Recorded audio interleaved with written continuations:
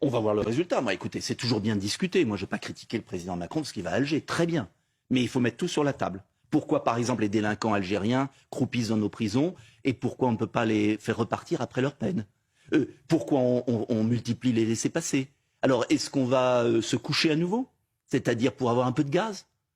Alors, je ne savais pas que le régime algérien était un régime parfait, mais moi, je ne veux pas rentrer là-dedans. Il n'y a pas de régime parfait. Et si on veut être un pays libre, eh ben, malheureusement, il faut parler à tout le monde. Il faut parler de la mémoire, il faut évoquer le passé colonial de la France. Écoutez, il faut que la France s'excuse, disent les Algériens. Écoutez, la France n'a pas à s'excuser.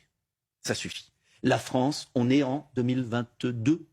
Bon, l'Algérie était indépendante. 60 ans. Voilà, bon, à ma naissance. Donc, vous voyez, je pense que 60 ans après, on peut peut-être arrêter.